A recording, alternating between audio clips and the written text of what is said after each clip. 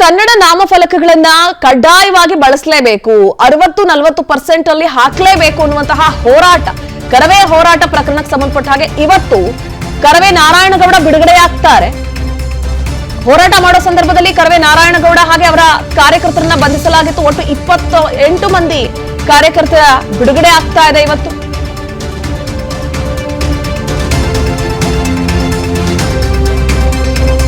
ಇವತ್ತು ಬೆಳಗ್ಗೆ 10 ಗಂಟೆ ಸುಮಾರಿಗೆ ಬಿಡುಗಡೆ ಆಗುವ ಸಾಧ್ಯತೆ ಇದೆ. ಮೊನ್ನೆಯೇ ಅವರಿಗೆ ಜಾಮೀನು ಮಂಜೂರಾಗಿತ್ತು, ಷರತ್ತುಬದ್ಧ ಜಾಮೀನು.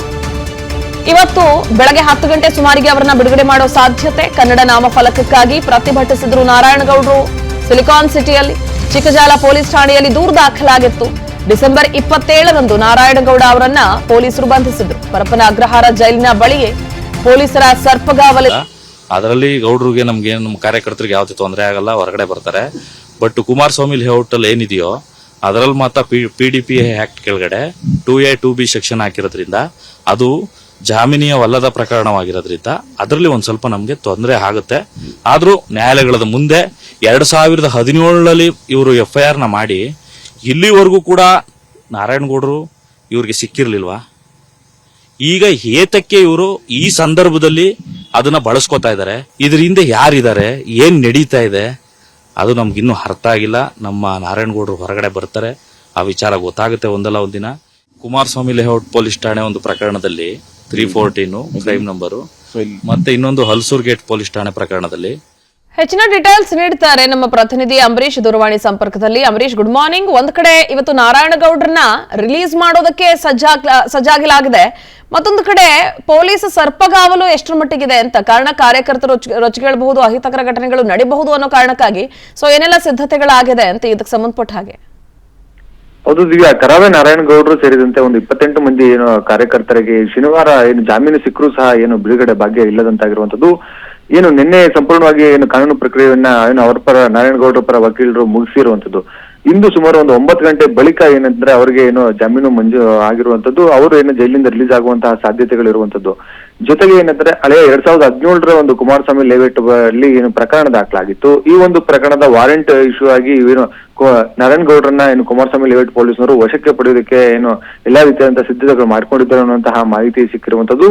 ಅಲ್ಲಿ ಏನಂತಂದ್ರೆ ಅವರನ್ನ ಏನು ಬಂಧನ ಮಾಡಿ ಏನಂದ್ರೆ ಕರ್ಕೊಂಡು ಹೋಗುವಂತ ಸಂದರ್ಭದಲ್ಲಿ ಏನು ಅಹಿತಕರ ಘಟನೆಗಳಾಗುತ್ತಾ ಅನ್ನುವಂತ ನಿಟ್ಟಿನಲ್ಲಿ ಪರಪ್ಪನ ಅಗ್ರಹಾರ ಪೊಲೀಸರು ಏನು ಬಿಗಿ ಬಂದೋಬಸ್ತನ್ನ ನಿಯೋಜನೆ ಮಾಡ್ಕೊಂಡಿರುವಂತದ್ದು.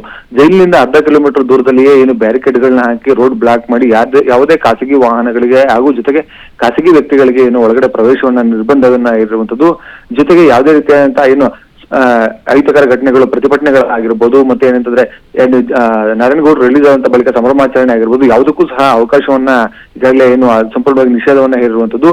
ಸಪೋಸ್ ಏನಂತಂದ್ರೆ ಈಗ ಏನು ಒಂದು ಕಾರ್ಯಕರ್ತರು 28 ಜನ ಇದ್ದಾರೆ, ಅವರನ್ನು ಸಹ BMTC ಬಸ್ನ ಮೂಲಕವೇ ಕರೆದುಕೊಂಡು ಹೋಗಿ ಆಯಾ ಸ್ಥಳಗಳಿಗೆ ಅವರು ಯಾವೊಂದು ಏರಿಯಾಗಳಲ್ಲಿದ್ದಾರೆ ಆ ಏರಿಯಾಗಳಲ್ಲಿ ಅವರನ್ನ ಬಿಟ್ಟು ಬರುವಂತಹ ಕೆಲಸವನ್ನು ಸಹ ಏನು ಪೊಲೀಸರು ಮಾಡ್ತಾರೆ ಅನ್ನುವಂತಹ ಏನು ಮಾಹಿತಿ ಈಗ ಲಭ್ಯವಾಗಿರುವಂತದ್ದು.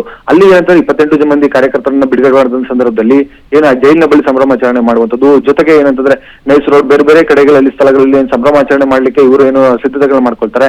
ಈ ಒಂದು ಯಾವುದೇ ರೀತಿಯಂತ ಏನು ಇದಾಗಬಾರ್ದು ಅನ್ನುವಂತಹ ನಿಟ್ಟಲ್ಲಿ ಈಗಾಗಲೇ ಪೊಲೀಸರು BMTC ಬಸ್ ಮೂಲಕ ಏನು ಅವರನ್ನ ಕರ್ಕೊಂಡು ಹೋಗುವಂತಕ್ಕೆ ಈಗಾಗಲೇ ಇದು ಮಾಡಿರುವಂತದ್ದು.